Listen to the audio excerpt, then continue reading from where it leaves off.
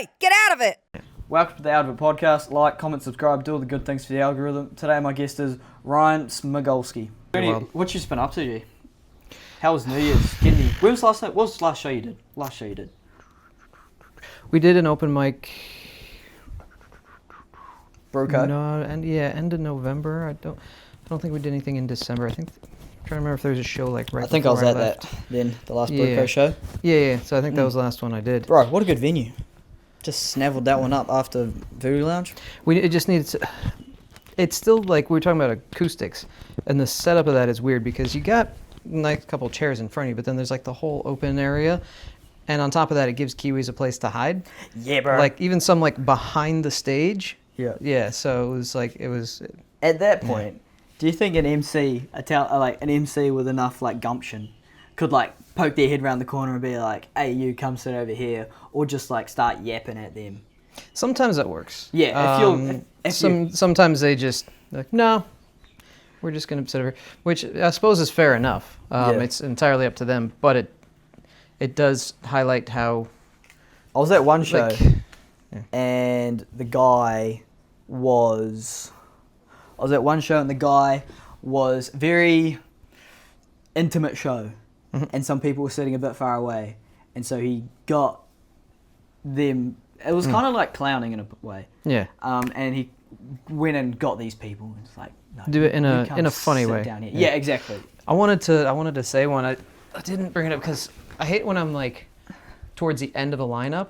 Yeah. And like things are happening at the beginning, and I'm like, oh, I could make a joke about that. I can make a joke about that. Yeah. Like, and I want to like add little jokes into my thing. But by the time it comes back around and it's my turn, Been there, it's done not. that. Yeah, well, it's not fresh in people's minds. And it's like, hey, remember that thing that happened half an hour ago? Yeah, because you're paying attention way more than anybody else is. One thing I saw was there's like, the Kiwis always go towards the back, and this Maori couple came up and were sitting way in the back, and I wanted to go up on my line and be like, what happened? Like, why are you guys so scared? Like, once we're warriors, now we're afraid of a white guy with a microphone? Like, what's going on? That's a good joke. Quit hiding. Come up front. That's such a good joke. Yeah, because I just spent a bunch of time talking with CJ, and he was talking about, just like how hesitant people are to come to shows, and like when they come to a show, they're not excited to be there. They're like, oi, you make this worth it, or else I'm not going to be chuffed. And kind of starting on the back foot as an audience, not prepared to be like, chuckle, chuckle, chuckle. Yeah, but I also think that's just, like, it would be nice to see culture change, but that takes a long time. Oh. And so we just got to stop using that as an excuse. Yeah. And learn mechanisms to deal with it. And I think just be good. I think Kiwis are afraid of people being aggressive at them, like, and making fun of them. That's why they get away from it. It's tall poppy syndrome. And a lot of times the MCs will try to like make fun of people like that. Like I was saying, like take the piss out of them, come up. And in some ways Kiwis respond to that, but in other ways it's like, if you want to see it change, you got to treat people the way that you want them to treat you. And that's like lighthearted and open and stuff. And like, I think it seems like it would be more effective if MCs were like, hey, come on, bring it in, like in a positive way, not stop hiding, you cowards. No, I like the way that you're saying, like, if we want something to change, change it. Yeah. Like, we are in control of where people sit. We can be in control of where people sit. Yeah. We're on a stage with a microphone. We can tell people to do stuff, and they might just do it. Yeah. But that's what I'm saying, even just asking. Yeah. And sometimes it doesn't work. And then that's the problem, is if it doesn't work and then you're like, no, come on down. And then it's like, then it becomes a battle of wills, and then you've lost the audience. That's so funny you just said it's asking. It's like, oh my God, you can ask so many people to do. Like, yeah, you're right. It's just asking someone to do something. It's that easy. Yeah. Made it so complicated for no reason. So many times I see MCs tell people it's okay to laugh, loosen up. I don't like that. I don't like telling people this is gonna be funny. Like, just be funny. Like, you know what I mean? That's kind of like the MC's job.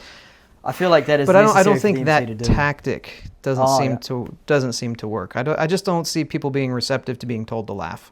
Yeah, MC job is definitely a more it's the tactical thing. Yeah, the job is to get them to open up, but I think comedy, it's like, and especially here because Kiwis are so closed off, it's almost like a form of manipulation, like where you're trying to 100%. get people to do what you want and being indirect about it. Like when you're telling a joke, sometimes it's just like, here's the punchline, but there's also, It's subtlety. 100% manipulation. I saw Ryan Long talking to that Modern Wisdom guy, and he was saying, like, yeah, it's so easy to manipulate them at that.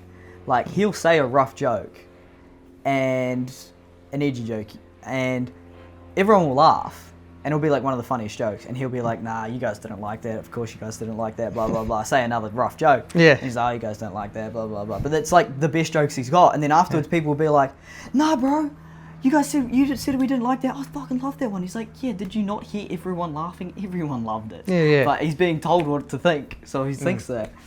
It's like, oh yes, just manipulate them more. I had somebody tell me after a show, one of the punters came up and was like, is punters, that's not a negative term, right? I frankly don't 100% know what you mean when you said it. Punters? Like the people in the audience. Oh, yeah. And he said, like, oh, like, it needs to be more, like, edgy, like, your stuff, you're a little too, like, because, like, I'll, like, apologize sometimes for saying heinous stuff, but then I still say the heinous stuff. Yeah. And the guy's like, oh, you don't need to apologize, you need to, like, open up more and not don't hold back. I'm like, I told several Holocaust jokes, and like, like I didn't hold back. Like there's like none of my set could be told at like a 5-year-old's, not 5-year-old, like 10-year-old's birthday party. You know what I mean? Like 5-year-olds are more oblivious. You can say whatever. Yeah, exactly. No, you can say. But you're holding yourself back, right? Yeah, no, it's just like, how offensive do you want me to say the C word more? Yeah. I don't know. Are we allowed to say that on the podcast? Oh, I mean, I hear the things about the guidelines. It's like 10 minutes in, probably shouldn't swear. But at this rate, I'm so unaffected by the algorithm. Like, I get 100 views with a good guest. And so it's like, I think I'm fine. Yeah. When I start getting Netflix deals, I'll tell people to stop swearing. When you get that Netflix effect and it's like overproduced and people are trying to go back on that doesn't work. Like the reason Joe Rogan became among other things, so popular is because he just did it the way he wanted to do it, and he wasn't. I'm sure he did. Because the worst Kill Tony episodes are the ones on Netflix. I watched most of the first one and I was like, it's too bright. The guests are whatever. Yeah, the vibe was just. Or even when they do the big special arena shows, it's like, I don't want to see Andrew Dice Clay. I don't like arena comedy because I went to see Dave Chappelle in Auckland, and I was watching the monitor above him the whole time. Yeah. Because he's this tiny little guy and he's facing another direction. Like, I'm basically just watching a Netflix special. I didn't have that problem when we went to see. Oh, what makes it funny is who we saw. We were in Melbourne, 3,000-seater theatre, way at the top. Monitor them. I didn't have that problem because we saw Ursula. Yeah, but no. Did you like that last Dave Chappelle special? I didn't watch it. Oh, okay. No, I haven't. I heard the first half from a couple people was good. Yeah, and then it kind of tapered off. I laughed audibly once and then didn't watch the last 20 minutes. It was whatever. Because how was it in the arena? Like, you did say you don't like it because it was an arena. I also didn't. I just didn't think he was as funny. The problem is, his old specials are some of the best of all time. Yeah. So the expectations are there, and like a lot of comics that get really famous, they become less relatable. Bro, and fully. And so those we were talking before about, like, I asked if your friend met Louis C.K. because he's my favorite comedian, and he had his whole controversy, and that kept him humble. That knocked him down because everybody was starting to, comedy was becoming this massive thing with people doing arena tours, and he was always been one of the best. But then that happened, and he just got blackballed for a couple of years. And then when he came back, it was like he had unpleasant experiences through that. He hadn't been living a posh life like a lot of these other guys, and so he had a lot more relatable stuff to talk about. Yeah. Do you reckon that because once they get a bit too unrelatable, too big, it kind of loses, they don't get as fun. Yeah. Because the initial ones, I reckon the best comedians are hungry ones. Yeah. That are just on the cusp of making it. And they're doing it because they have passion for it. Like we were talking about, they weren't doing it with, I don't know, I guess I'm projecting their intention, but it's not they probably were trying to sell out arenas. They probably were trying to polish it and everything, but it does seem like they have that passion for what it is. And you're hungry not to just prove a job. yourself. Yeah. If this isn't perfect, then the next thing won't happen. Or even when you get those big deals, or at least I think Tom Segura's latest special seemed rushed. I didn't watch it. I've never been a huge Tom Segura fan. See, I like him, and like I think his last special is one of the best things we've seen. Yeah. But the new one is like you did this too fast. Like it could have been good, but you like the time between the two was whatever too short. Which that's what I fucking think. I'm retarded. Don't listen to me. But then also like you'll see someone like even just the New Zealand people. Like I saw Paul Ego and Jeremy McCormick, both of them pretty average.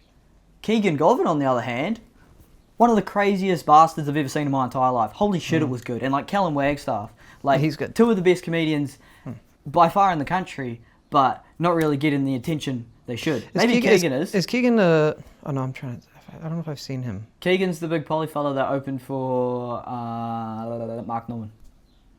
I didn't see Mark. I think I know who you're talking about. Yeah. I'm sure you will. When Callum and Jeff, what's Jeff's last name? Noble? No, he lives in Auckland. Yes. Oh, that was such a good show. Wait, the split bill one. Jeff Russell. He and Kellum came down for Halloween to Cambridge, and they crushed it. Like it was so good, and it was awesome to see, like, Kiwis doing really well because around here the vast majority of us are foreigners, and we want more Kiwis in because it gives a different perspective on stuff. We all come in with our outside ideas, but being relatable is so important in comedy, and so we've got Jesse and Tim now, and so getting some more homegrown comics. Like some of my favorite jokes I've ever written are just like the most New Zealand bloody references possible that I physically couldn't do anywhere else. Yeah, because I'm planning to go to the States, and I was like, if I got to start picking which jokes work, I'm like, well, I got to analyze all my jokes because so many of them, just subtle parts about them are because of Kiwi culture. Yeah. And I'm like, oh, nobody's gonna find any of this funny. Yeah. So. Yeah, so it's kind of, exactly that. It's like, shit, I got to get more broad. I got to, whatever. I just have to make it relatable for this region. Like, even when I went to Australia and did an open mic, well, I showed up to an open mic and then just asked the MC halfway through, he's like, yo, can I have 2 minutes, please? And he's like, yep, sure. And then I had to think, fuck, why not? I organised it beforehand. I was like, I don't know what jokes will work here. And I had one that was like bagging a suburb. And so I had to ask my cousin I was with and was like, yo, what are the scungy suburbs? I need to know. Or else this joke's not going to work. Yeah. But it was still like, it was about Commodores and Falcons. So I was like, sweet, this is going to work in Australia. I need to watch more American news leading up Really? Well, I'm just saying if I'm going to be going to the States to go around and do open mics and stuff, I need to know what to talk about. Yeah. I definitely just talk about surprised how much American culture changes when you're gone for a decade. Yeah. It's been an interesting decade. Yeah, hard. Was it hard leaving like all your friends and stuff? Friends? I don't know. Crap. No, honestly, because my whole life, moving around, like I moved halfway through high school, but when I went from high school to university, I made all new friends, and then went from university to dental school, all new friends, and then graduated dental school, and scattered. So I didn't have like a tight knit group. No. Yeah, I've had a couple friends come to visit me here, which was cool. Yeah. And so, but it wasn't like you're leaving the day one dogs. No, I never had anybody like that. No, neither, frankly. Actually, so since I've been here, I've had a couple of my friends from my childhood that have come to visit that I hadn't seen in like 20 years. That's pretty good. Yeah, it was really cool. Bloody hell, should have left earlier. No. Yeah. But because you said why you came here, you wanted to be foreign and have a nice beach. Just trying to get a sleigh on a beach. What a legend. Inspirational. Why would you go anywhere else? If you had that at home, you'd never leave. But you lived in California.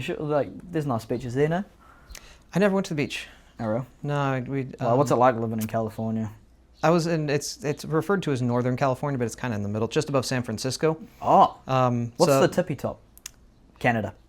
So it's Oregon and then Washington. Oh, yeah. So I was about 6 hours, I think, from the Oregon border. Yeah. So like 6 hours from LA. Depending on the traffic, it should be about half an hour, but sometimes 2 hours. Oh, okay. So you might as well be San Francisco. Yeah, cool. Yeah, it's the Bay Area. Yep. Napa Valley, where all the wine comes from. Oh, I've heard of that. Yep. Yeah. So Sonoma is like right Guy next to that. Fieri country. Yeah. Oh. Yeah. And when I came here, like I picked Australia first because I was like, they got a cool accent there, and like they speak English, so I can, it's if trying to explain dentistry in English is tough enough. So like I had to pick another country that spoke English. Yeah. I've never really been super interested in going to Europe. I thought, oh, Australia just sounds cool. Like Americans have this really romanticized view of Australia from like Crocodile Dundee and stuff. And in the process of doing that, I looked into New Zealand and was like, oh, that seems like an even better fit. They don't have huntsman spiders or snakes or things like that. Like nothing's going to kill you here. I was like, dude, it's like a little just paradise island, but it's still got modern healthcare.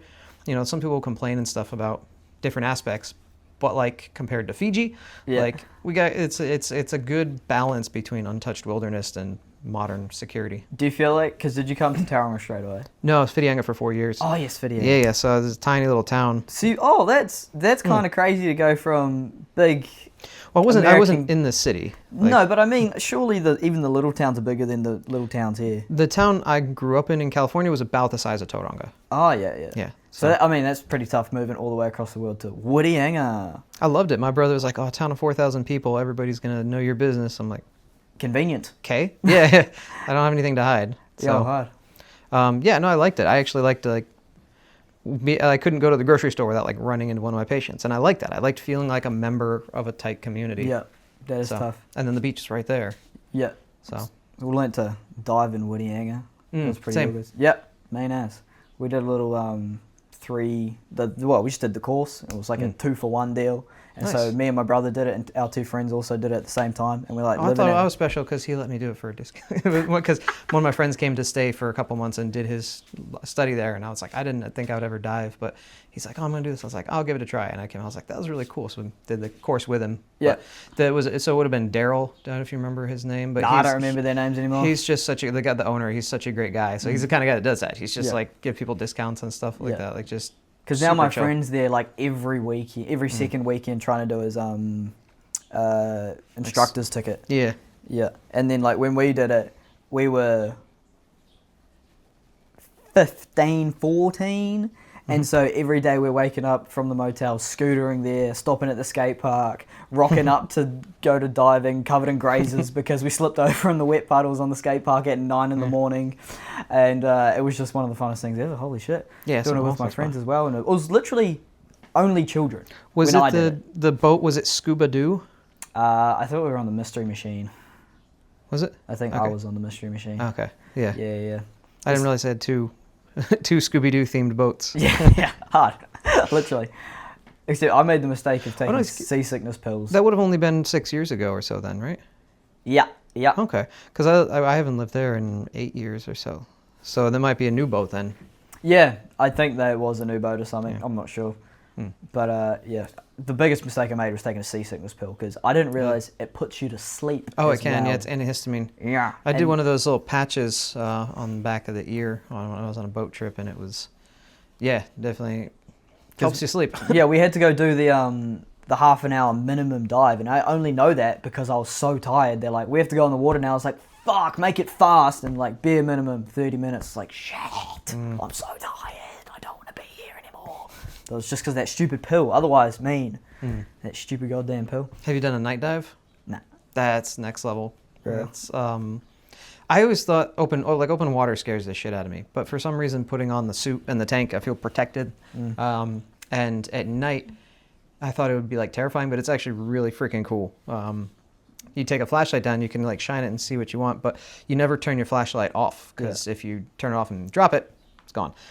So you have it on the strap, you always have it on, so if you do drop it, there it is. It's obvious when it's lit, but you take it and you just put the end against you to cover it up. And when you do that, if you're like hovering above everybody else, like their entire beam, you can see everything. Like it's not just like when I shine my light and I'm looking, it's like all I can see is this circle. But for them, it's like this like cone of everything is visible wherever they're looking. So I like using other people's lights better. It's awesome. That is tough because Dad was a dive instructor for ages in Australia. Like that's where he met Mum and stuff, whatever the hell. And so that's like his favorite thing is diving. Like if he could, he would just catch crayfish all day, even though he doesn't even like eating them. And so he was like, "Yeah, go lobster." Lobster, it's crayfish, whatever. But they don't have pincers. Doesn't matter. They're spiny rock lobsters. They are cool rock lobsters. You see on all the... Ubiquitous misconception from Kiwis. All you Kiwis watching this, they are not crayfish. What's a... Crayfish are freshwater. If they're out in the ocean, they're lobsters. What's a crawfish? So I think crawfish might be more of a slang because there's crawdads are like smaller ones and they look like shrimp, but they're a little bit bigger. Or crayfish, and those are found like in creeks and stuff like that. Yeah, because in Dargaville, the lake in Dargaville has freshwater crayfish in it. Yeah, so if they're freshwater, then they're crayfish, but if they're out in the ocean, they're lobsters, whether or not they have pincers. Spicky. Very intelligent. Wow, these dentists really know their stuff. I just get obsessive over some things, and I was like, I need to know this. I don't remember how I came across that. Well, I mean, on like the fish charts, it does say rock lobster on the crayfish. And so, yes, I've definitely seen it be called a rock lobster before scientifically. I got in an argument with my coworker about it, and she's like, look, I pulled it up on the Countdown website. They sell they sell crayfish. That's marketing. Like, you're a freaking so sheep. Countdown versus Encyclopedia Britannica. Who's got better deals? It was some scientific paper that was like breaking it all down. Yeah. Like, oh, but well, if Countdown says it. Must be right. Yeah, exactly. Well, I'm fun at parties. Yeah. Like when we were in Cambridge and you started arguing with the owner lady about American politics. It was like, oh no, we're all stuck here. What are we going to do? And then you had your little joint be like, that's my anti-argumentative medication. Yeah. That's good. It's very effective. Good, you're self-aware. Maybe I should just try the anti-nausea pills. Just take one of those, too tired to argue. Yeah. Do the world a favor. Yeah, just give yourself a hit or whatever you're gassing your patient was like, yeah, fuck. What'd you say? Oh, okay then. One for me, one for me. What is it that you give them in the... Nitrous oxide. Oh, but we don't use any of that. No, obviously. Laughing. No, I'm saying like we don't have it at our office. Laughing gas is nitrous oxide. Oh. But we don't use it at our practice. Oh, just needles. No, what I do is I explain to people how the anesthetic molecules reversibly bind the ion channels, the slight gaps in the nodes of Ron-VA along the myelin sheath that covers the axon of the neuron, preventing saltatory conduction and subsequent release of the neurotransmitter into the synapse. And I bore my patients into a state of unconsciousness in my monotone voice. Don't need any gas. Fuck, you paid attention at university. Holy shit. That was detailed shit. That was crazy. You're right. My God. Jesus Christ. Go to sleep. Yeah, I was trying to like hang with you. Like I was like, okay, you said synapses, you said neuron. I was like, okay, I'm here, and then you carried on. I was like, nowhere to be seen. I cannot keep up with this shit. That's fun trying to like find the perfect length for jokes like that. Like when you're intentionally going off on a boring tangent, long enough to make it clear what you're doing, but not so long that it actually becomes boring. Like, you know what I mean? Like any Family Guy cutaway. Yeah, like they go too long, and it's like, it was funny the first time, but sometimes it's just like, okay. And sometimes it comes back and it's funny again. It's like, you know, but it is a parabolic. It's fucking, that's what calculus is used for. I know calculus. I saw a cool video of these two guys, and one of them had this thing where it's like he's like looking into the camera, and this little filter puts a little symbol on his head, and it's like rapidly changing, and it was different like logarithmic functions like this. Or I saw that. Yeah, and he would play it on the violin, and the other guy had to listen to the notes and guess what shape the graph was. 100% saw that. That was pretty interesting. Yeah. Yeah, and then after watching that, all I got was more like, you need to lock in and study hard from all these like Asian American students. And it was like, no, please stop saying that. Like, I hate the term lock in. That has been the bane of my existence last year. Huh? So, in what just like, context? I just hate the term in general. Just like hearing people be like, I need to lock in. Because it kind of like infers that you don't want to be doing it. And it's like, just say I need to concentrate and get it done. Instead of, I need to lock in, you're all of a sudden making this big dramatic thing out of finishing an essay or a report, or be like, I need to fucking lock in like a WWE wrestler being like, fucking yes, calculus. And it's just to make I did that for so many years. Giving me the ick. That's why I don't read anymore. Is like I'm like I I busted my ass studying when I was younger, so I don't have to do that shit anymore. I didn't do it so I could continue doing that for my entire existence. Fuck that. Yeah, because I guess there's people that really are interested in it, like the lecturers at university, that like I love the concepts. wacky old guys that Yeah. keep reading Oh, the papers dude, and stuff. We had a guy named Dr. Moon who was our materials science professor. for teeth. Yeah, but like the materials that we use, like the impression materials or the filling materials, and he would go into the science of the material Yeah. and like how it's made and like the chemical composition. Yeah. The driest, most boring material, and he was the driest speaker. We had You're done then. Yeah, you're fucked. we had a skit night every year where each class would make fun of the faculty, and we had like a live portion and a video portion. I was always doing a rap for our class, but they had a video. The class ahead of us did a video of I don't know if you guys ever had Lunesta. It was like a sleep aid back in the 2000s or so. I was not born. Yeah, so it was an old thing, and they used to put commercials for it all the time online. It's like, take this, and they did one Moonesta. It was just a recording of Dr. Moon speaking, and out. Yeah, no, because you're right. The hardest topics would be given to the most boring people, and it was the hardest one to listen to, but Yeah. I needed to pay the attention the most. And see, that one we didn't. That's the thing. Is like, it doesn't, like, the stuff he was telling us doesn't fucking matter unless you're going into research, unless you want to change something. You're going to be the one that goes, hey, what if you combine these two elements together? It's like, no, I just follow the manufacturer's instructions. Whereas we had the opposite. We had a manufacturer's class, and so it's learning about how they manufacture things in the real world, blah, blah, blah, blah, blah. I love those how it's made videos. Yeah, exactly. It might as well have been that, except an entire class, a whole paper about it. And then the guy teaching it was an academic. And so we'd ask any question and be like, oh yeah, what about this in the real world? And he's like, don't know. I'm an academic, not an industrial person. How it's is this going to help me? No clue. Yeah, literally. It's like, dickhead, we know there's a million other guys that did this. Why aren't you? Like, oh, these professional students, bloody hell. Professional students, I like that. God.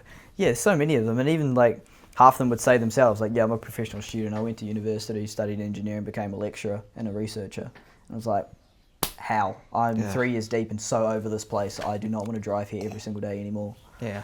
Exactly that. Like a fourth. Thank God there's people that do that, though. I mean, like, we need... Like you. I guess we all fill our own niche, but, man. Yeah, I mean, like, how long did you go to school for? 7 years? 9. Total post-high school, 9. So, but... That's a like lot. so many people are like, you put your hands in people's mouths, it's disgusting. I'm like, it could be worse. I could be a proctologist. It is weird what people do for actual jobs. Like, even just the fact that... But it doesn't faze me at all. No, but that is your job. Like, those are the weird skills you have. Like, even just from being at university, every time we have to do something, like build something, we have 6 months of planning before we even touch materials. And then I went and worked for Dad, and he's like, cool, make a bracket for this thing right now. And I was like, fuck. I don't know how to do that. Give me a day to design it. And he's like, no, I need it done in an hour. It's like, it's going to be terrible. I don't know what I'm doing. Like, all of a sudden, the critical thinking is out the window because they tell us we're doing critical thinking, but they're giving us a month to do it. That's where the rubber meets the road. Yeah. You got to actually learn shit. Like, that's where apprenticeships are so great. And it definitely seems to be more popular here than in the U.S. The problem is, from what I've heard, is like we had a plumber that came in, and he's like, these apprentices will come in and they'll apprentice for like 6 months and then be like, okay, I know what I'm doing, go out and start their own business. And they don't know what the fuck they're doing. And they fuck people. Like, I had somebody work on my roof and they fucked up my roof. I had to paint my own roof because no one else could fix it because it's not steep enough. And when they water blasted it, they damaged the lining. And no one would come in and replace it because the tiles are here, was built in the 70s. And they're like, nah, it's not steep enough for this grade of tile, so you have to change it. But you've seen the aesthetic of my house. Yeah. If you put a flat metal roof on this house, it would look like shit. So no one wanted to put their stamp on it, so I had to go up and silicone and paint it all myself and stop it from leaking. Oh, that is a pain in the ass. Yeah, so many, I get so frustrated with contractors here. I had a new kitchen counter put in, and I didn't even want to do it. My dad came and he's like, you need new kitchen counters. There's nothing wrong with like linoleum or whatever it is. But no, he's like, no, you want a quartz counter? I was like, whatever. So he said, you're only paying for a third of it, because my mom passed away a couple years ago. So he said, you got 2 older brothers, I'm paying for it, so it's coming out, a third of it's coming out of each your inheritance. So Sean and Lance are paying for 2/3 of this. Lovely. Okay. The guy with the first business we went to said, It was a kitchen cabinet place in the Mount. Yeah. And they're like, we mostly do cabinets. We do some countertops as well, but it's not as much work. Why don't you go straight to our supplier? They'll have more options for countertops. And we're like, sweet. So it was just, a few stores down. Went to this place and they said, yep, picked out the right tiles, everything. They came and measured everything out. There was multiple steps along the way where they fucked things up. They didn't show up on the right day and all this stuff. And I had plumbers and electricians come and undo the hob and the sink and all that. Yeah. And then they had to come back and put it all back on. It was a pain in the ass to deal with them.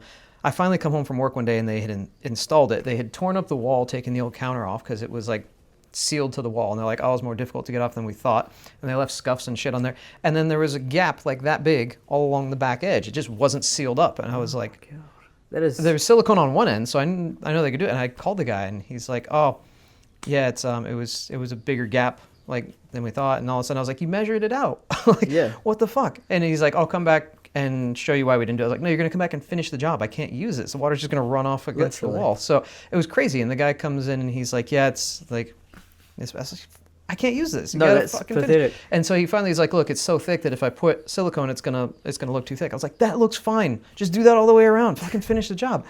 And then when he's done, he's looking at and he said, we don't normally install these. I'm like, what? Then why did you put installation on the invoice? Yo, huh? Fuck you if that's not what you do. Yeah. Then don't tell me that. Anyway, and then he's looking at the counter. He's like, oh, there's literally a millimeter wide indentation in the counter. It was an air bubble because they're resin based, and it's the same. I was like, he's like, oh yeah, this is made with resin. I was like, yeah, that's what I do for fillings and teeth is we use resin.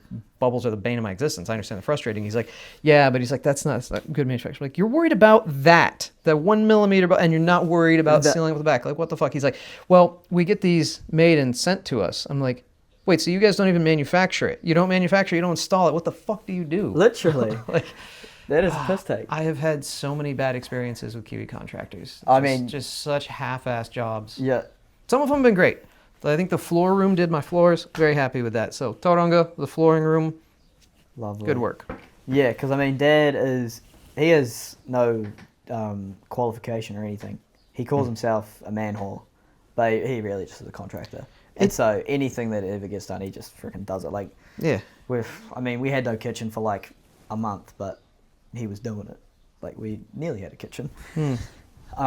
And even then I'd help him cut the bench and shit and all this bloody stuff and yada yada yada yada yada. So I do not have that same frustration. But I have what It's the person, not the degree. Yeah.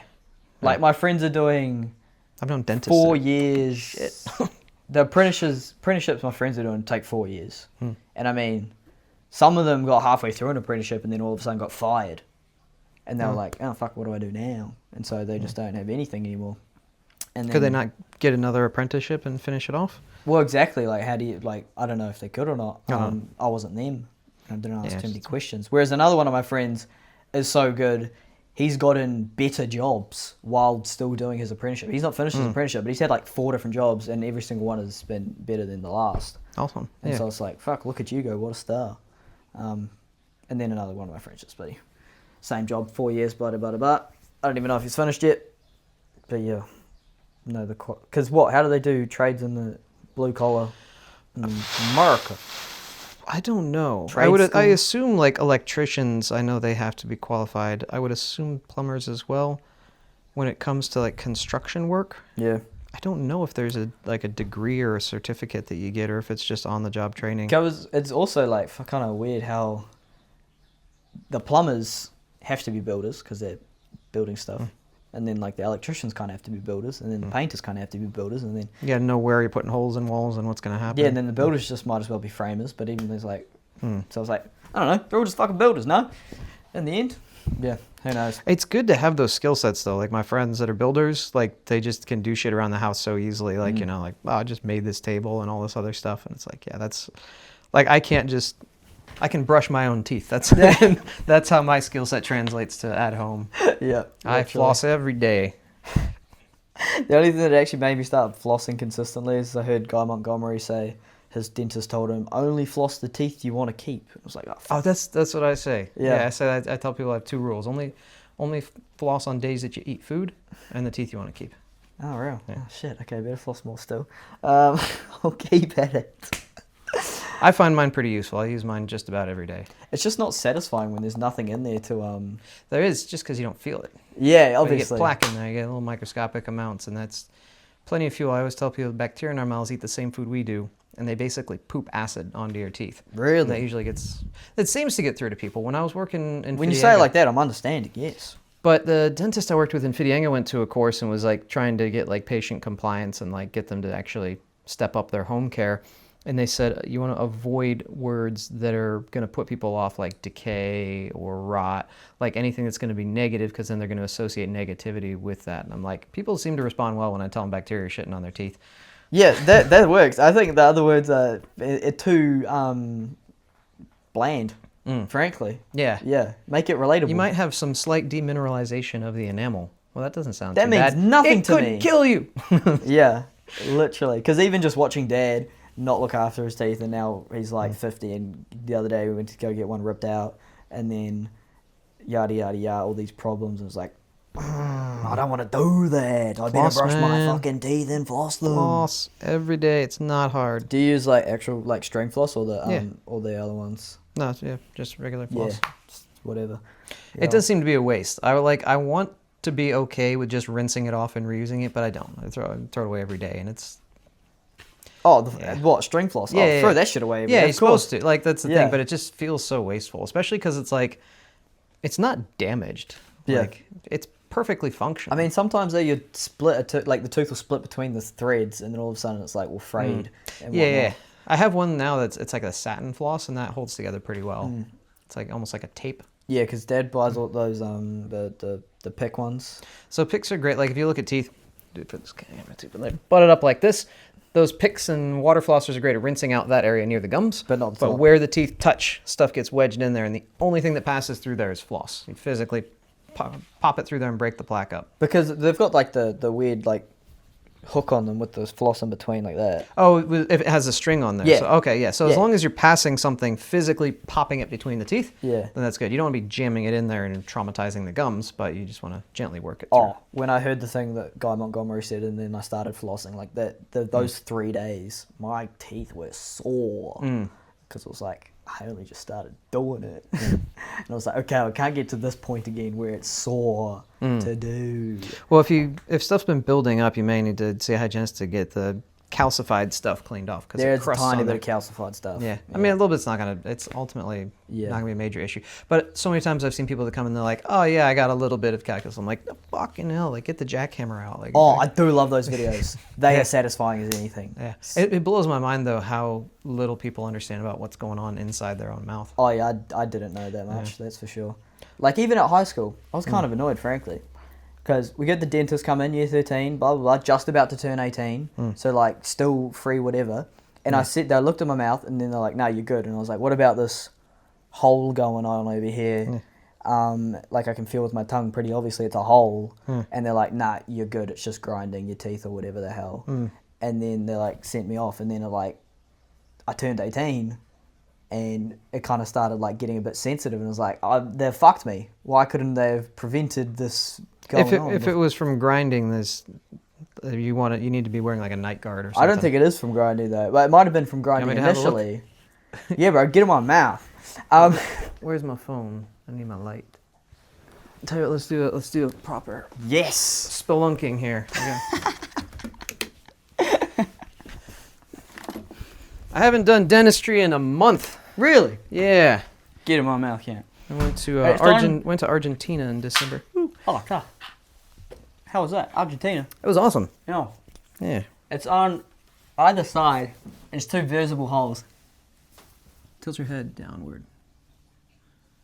No, I don't see any obvious holes. Here? No, those are just the natural grooves in the tooth. There's the little chip out of the front corner. That's Yeah, worn down. So that. when you look at a tooth, What you about see- on this side? There's some didn't- other chip on the outside of the tooth. yeah, I didn't there. see anything that.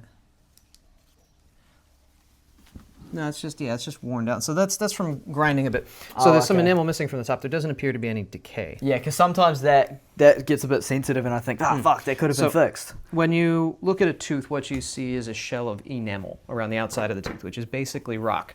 This is where you can just turn off now, since it's going to be boring. Because looking in my mouth wasn't. It insulates the inside of the tooth really well, Yeah. creates a protective shell. But if you grind away that enamel, the enamel is formed by cells that then die, and that's why enamel can't really regrow. Yeah. There are some things you can do that can repair some damage at the microscopic level, but I hate these fucking videos where they're like, oh, you can like repair cavities. You can't. A cavity is a hole like in the tooth, and that can never fill back in with our current technology. Yeah. Like eventually they'll be able to regrow teeth, but we're not there. Yeah. So the enamel is a shell of rock, and as it wears away, it never comes back. The inside of the tooth is called dentin, and it's a bit more porous, and there's some living cells in there. And then at the very core, you've got the nerve where there's blood supply and the living tissue. Yeah. That dentin in the middle is, like I said, very porous, and so when you wear away the enamel, once you've exposed that dentin, vibrations and things more easily get transmitted down to the nerve. So yeah, it's basically you've lost that protective covering, and so the nerve is more easily stimulated by stuff touching that dentin, and so cold or things like that or grinding against it can stimulate the nerve. So unfortunately, when it comes to something like that, as the teeth grind down, they push their way up, and so if you grind them down and then you try to reconstruct the missing enamel, the tooth all of a sudden going to be sticking up high in your bite, and you won't be able to close properly, and it's going to cause other issues, and it's going to wear away again anyway.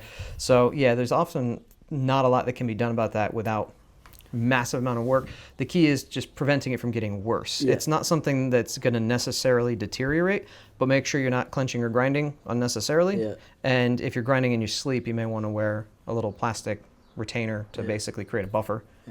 That's all. My brother grinds his teeth all the time. Like his teeth are fucked because he grinds them non-stop when he sleeps.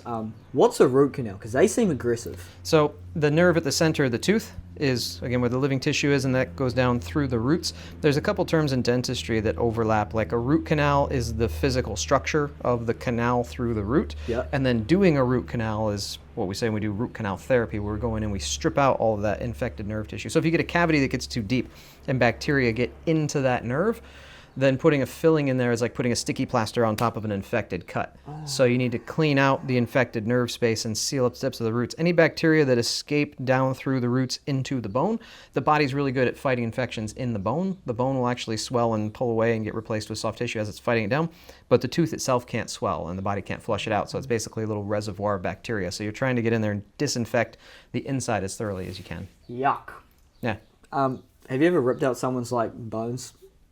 I've taken out pieces of bone. But like tried to pull out someone's tooth and it absolutely broke their face? I wouldn't say it broke their face, but I've had teeth that have been what's called ankylosed or fused to the bone. Normally there's fibers and ligaments that secure a tooth in there, and those separate as you tease the tooth out. And you try to be very gentle, but sometimes there's just very thin amounts of bone, and sometimes the bone even fuses to the tooth in response to inflammation. And so, yeah, there have definitely been times we take out some bone, but it never caused any catastrophic problems, as far as I know. My cousin is a dental assistant or whatever, and they were like ripping out someone's tooth and it like ripped half their nose out or some shit like that. I did take out one when we were doing our Fiji volunteer trips.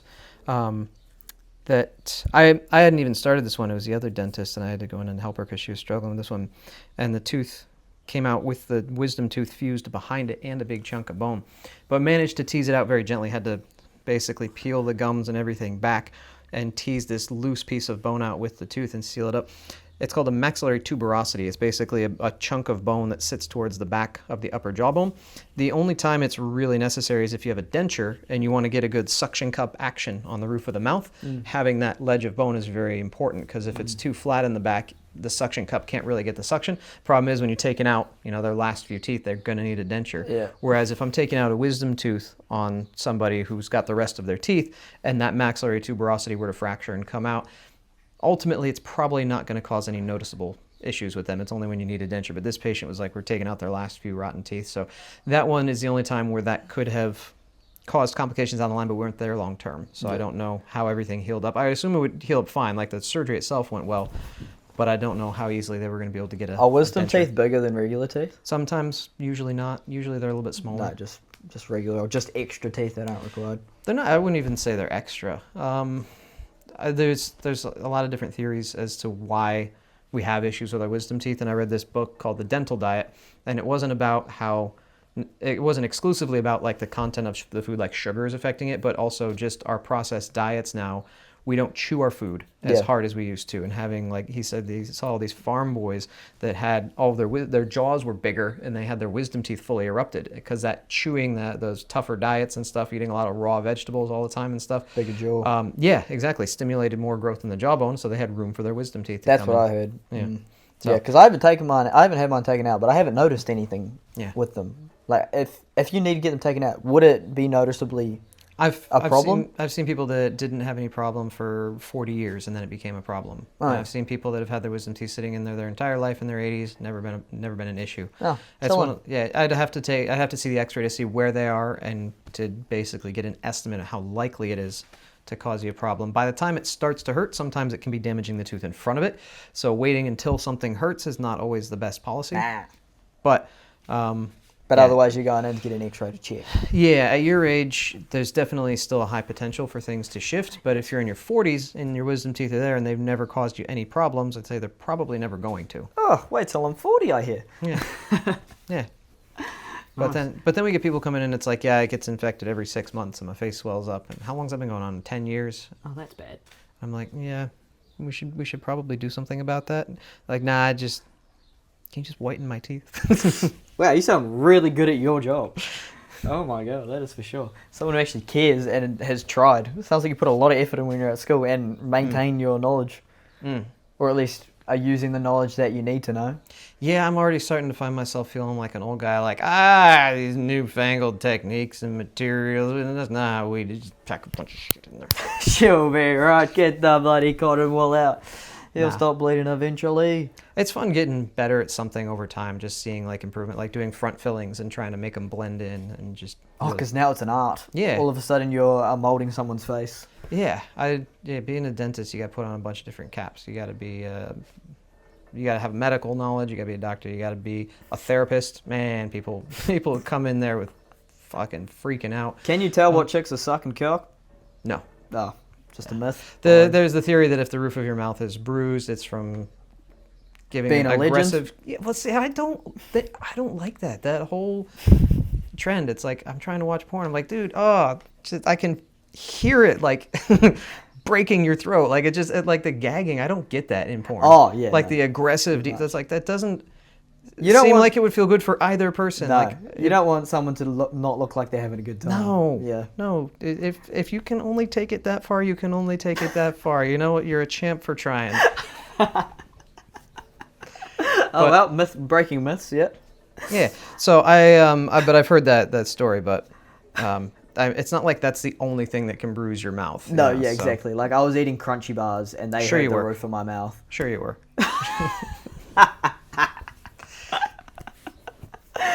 No, but I mean, clearly it's a good job. You got your friggin' swang dangled house right next to the beach and the mountain. It's friggin' The only reason I was able to afford a down payment on the house with the fucking market the way it was because my mom passed away and she had a life insurance policy. oh, Yeah. Like, honestly, my friend who was a dentist and his wife was a radiographer, like, just the two of them just trying to get a 2-bedroom house, it took them, like, a year and a half to get approved for a loan. really? Like, so there was the huge housing crisis in the U.S. that all that shit went sideways because they were giving out loans too Willy-nilly. freely. Yeah. And they went 180 the other direction and they clamped down and they put really stupid restrictions in place that were very inflexible. Like, I have a U.S. credit card. Yeah. And the limit on it is $40,000 a month. The only thing Jesus. the only thing I use it for is flights Yeah. and Christmas presents for my family, which I haven't actually been good about that the last couple of years. I've decided when it comes to gifts, I'd rather like give people an experience rather than like, because growing up, it's like you always want to have like some here, like Yeah. I manifested my love in this Object. piece of plastic. No, it's like, but like I took my niece and my nephew out to dinner one night, and it was like that was like my Christmas present to them, and it was way better. It was like a really nice meal. It was like a fondue place, so that was awesome. So, but that's the only thing I use my credit cards for. Yeah. Because they seem to be yeah. problematic otherwise. Well, I also like I don't really. I guess I do order stuff online sometimes, but I use my New Zealand credit card for that. So I've got this credit card, but it's just like for there, just in case I need it, you know, like while I'm traveling. It's an American credit card, and it works. But when I went to apply for a home loan, the bank, I had to put in all this information, and I put my credit card info in there, and what the calculations are is that any credit card you have, it automatically assumes you're going to spend 10% of the max every month. And they were looking at like my finances and they're like, oh, with this $4,000 a month on top of all this, you might not be able to afford the loan. I'm like, dude, I've got 10 years of credit card statements to show that I don't use like 10% of 1 month in a year kind of thing. Like I don't spend that much. And like, it doesn't matter.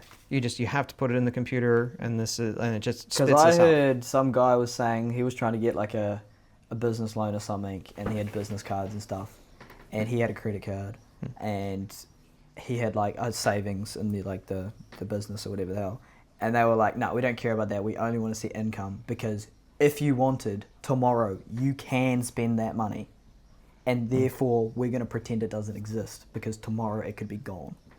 And so he's like, we only care about what you're actually currently making, and obviously weird things.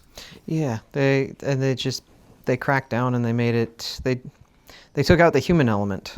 Yeah, you know. I don't really know. Recently though, like everyone I've heard that tries to buy a house has bought a house. Yes, it might have taken them a year, but they put all their effort into buying a house, and they have accomplished that. And so I don't to hear people be like, it's a crisis still, and that first home buyers. But it's also the cost of the houses. Yeah, like obviously it's like healthcare. Like the problem with healthcare in the U.S. is not that people can't get healthcare; it's that it financially cripples them. Yeah, because obviously, as I'm saying, my friends are dedicating everything they've got to buying the house, and the reason don't want to buy a house because I don't want to dedicate everything to buying. And you're locked in. It's like you're firmly committed. Yeah, and now I need to somehow pay a mortgage. Yeah. I don't know how to do that. Yeah, the problem recently has been that people charging rent are charging as much or more than what they're paying on their mortgage. Oh, crazy. And it's fucking, it's diabolical, because at the end of the day, the owner of the house, you get the property. If you're going to be charging people that much in rent, they should be paying a mortgage. Yeah. They should be getting something out of it. The whole idea of renting is it's cheaper. Yeah. You're getting a portion of your mortgage covered, but you're not earning money on this and ending up with the assets at the end. That's fucking greedy. Yes, that is weird, because you want to think like if you're renting a house out, that's simply just a net profit, like nothing but making money on that. Yeah, but it is supposed to be cheaper than the problem with residential stuff like that is that there's limited space. Yeah. It's a finite commodity. You can't create more land. Yeah, there's housing developments and things like that, but like, it's not a luxury. It's a place you need to live. Yeah, need to go move to Tokoroa or something where nobody lives. Yeah. And then you've got, I mean, who knows? You can't just go. The most important thing, don't have kids. Keep balling out of control. Just talk about a commitment. Ugh. Yeah, one of my friends had a kid last year. 2 of them actually. And it's funny, last Father's Day was the first Father's Day when my friends were fathers. It's like, that's weird. Yeah. That's strange. Just because it gives your life meaning doesn't mean it's a good decision. Yeah. Like, I mean, pretty cute baby. Pretty cute. But then also... Not at 2 a.m. when it's screaming. No, well, yeah, and then I hang out with my girlfriend and her bloody nephews and stuff, and they're like primary school age, and... My God. But, she'll be right. Not my problem.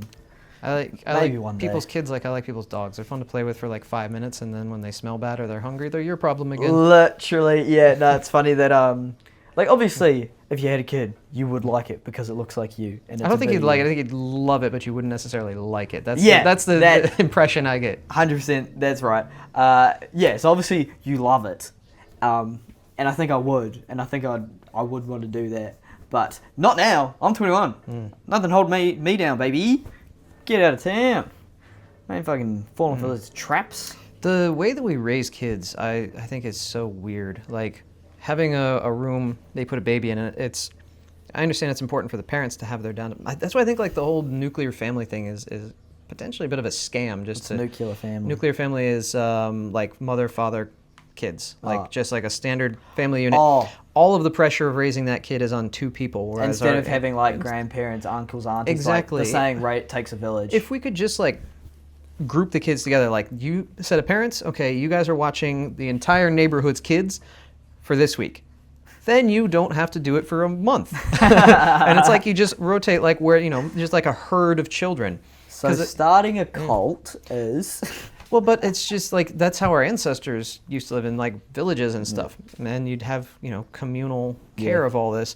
But when you put it all on the parents, you start to get these situations where it's like the parents need a break, so they put the kid in a separate room. Yeah. And the kid goes to sleep in a separate room. Our ancestors never did that. You wouldn't just like put your baby in another cave and like, no, they're right with you the whole time. And we talk about social media fucking people up and all these unrealistic expectations in Hollywood, but I think the nuclear family is like, it's our parents' generation were indoctrinated to believe like that's what holds everything together, but I think that actually like separates people. Like you are locked into this very small family relative to the neighbors around you, and now you've got all the pressure on to perform, and you can't go see other things. But as a baby, you're like put off in this separate room by yourself, isolated. I think that's where, and like we don't realize that because nobody like has their baby swaddled on them 24/7.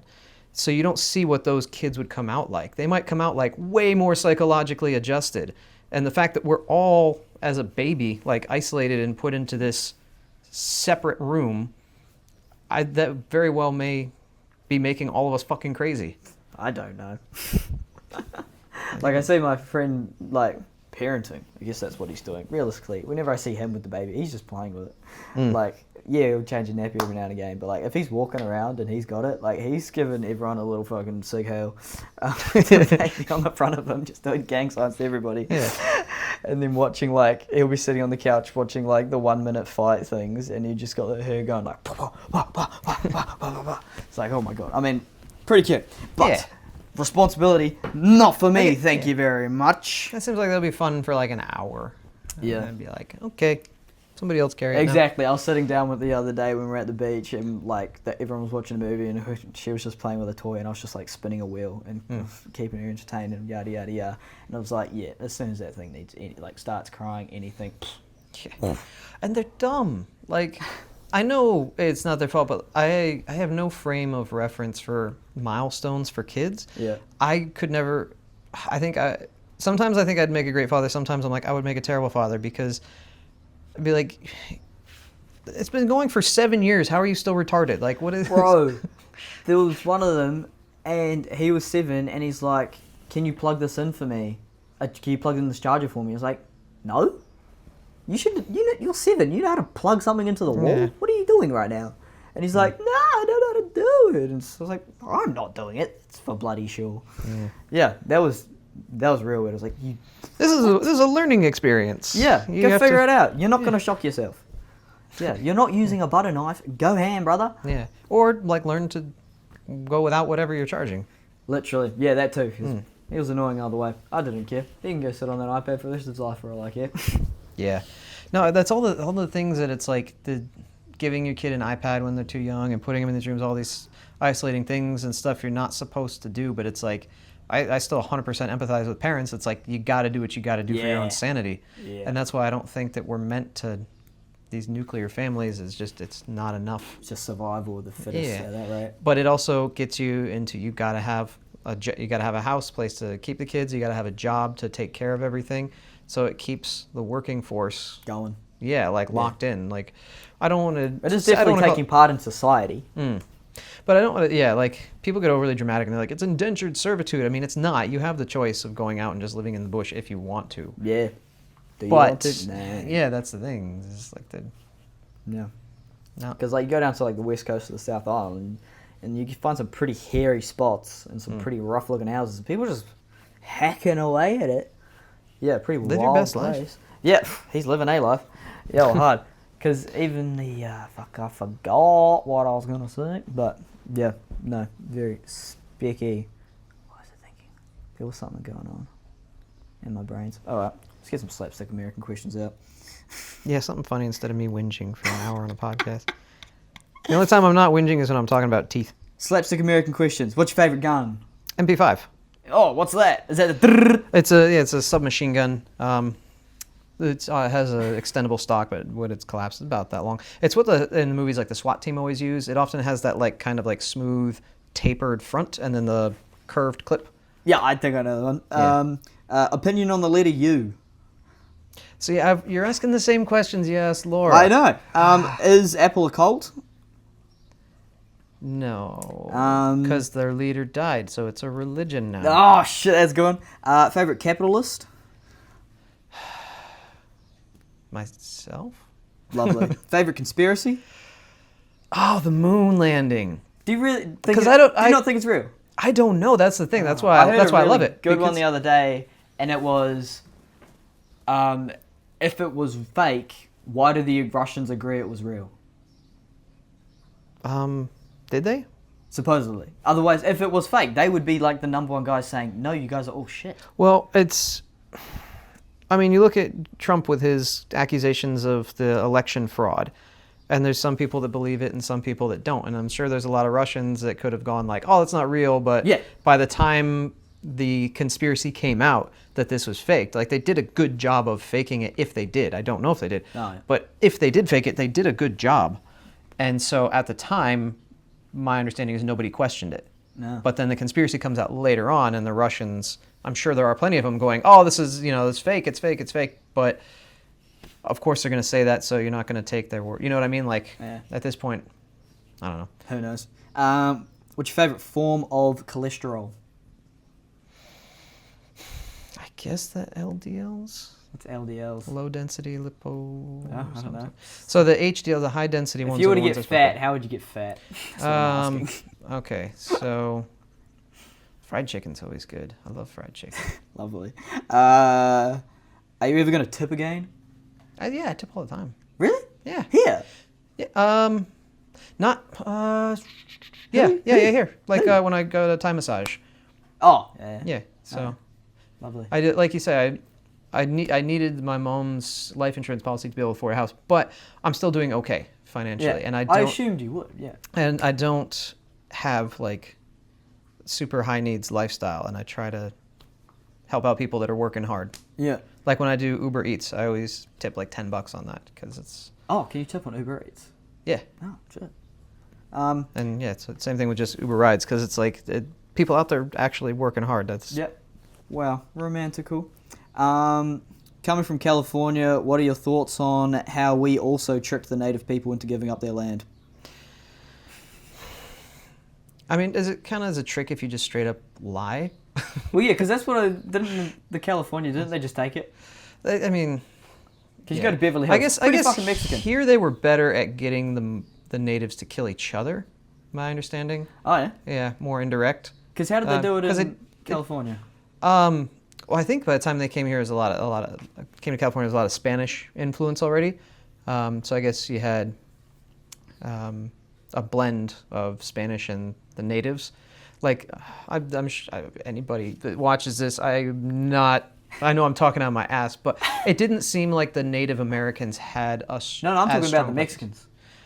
Yeah, but then the natives, like the ones that were there before, in the Americas, like the natives that were there. I guess when I'm thinking of like Native Americans, I always picture the East Coast, like when the Pilgrims. That's what I'm first saying. landed. From California, California definitely used to be a lot of Mexico. Yeah. Yeah. So how did they do that? How did they get rid of the Mexico? How did they make Mexico America? They just killed you know? people, I guess. Yeah, I assume so too. Yeah. It's ours now. But I'm saying here, this was one of the later places to be colonized. Yeah. And they had gotten a lot better at like, we don't need to do it ourselves. We just give the guns Yeah. to warring tribes. Let them Literally. they'll sort themselves out. Yeah, 'cause Oh no, what had you done? silly business. Fucking hell, man. Savages. drive Our ancestors, like all ancestors. Like I'm not. No, exactly. We're both white. But I'm saying they're fucking like that savagery is just like the callous nature of the colonialism. Is just like, yeah, It's kind of the wild. Like Well, they don't seem civilized people at that stage. They might as well still be wild animals. Yeah, that's the thing. Is like the British had this self-image of being so prim and proper and doing horrible things. Yeah. Just as bad as the Nazis Yeah. at that rate. Did you drive fast through school zones because you don't have massive trucks anymore? That was a dumb question. I don't fucking know. How do you look for now that there's more massive trucks from America coming here? Does that make you feel at home? Do you mean like pickup trucks or like Like the Chevs. oh like the Silverados and stuff, I think and the it's massive Fords. I think it's a waste. My dad got a big ass truck just to tow around a trailer for his classic car that he got, and I'm like, man, and like, but he eventually sold the classic car and the trailer, but kept this big ass truck to like go to the grocery store, and I'm like, I grew up in a very conservative family, and there, the whole like when global warming started becoming like a, is this thing and is it not thing, and they're like, fuck that, it's all made up and stuff. I'm like, even if you believe that, it's still a complete waste of resources to haul this massive fucking truck around when you don't need to. You do not need a V8 that big No. for driving to the supermarket. No, and they're like, oh, but it's safer, and it's like, yeah, for you, not everyone else. Yeah, and it's like the amount of gas it takes just to get those things moving. Yeah, it's like, come on, you don't need that as a touring vehicle. It's insane. No, it's a waste of your own money. Like, save on gas. Yep. It just seems silly. No, it is a piss take. Cheers for doing this with me, Ryan. Bloody oath. What's your last name? Smagalski. Smagalski. Yeah.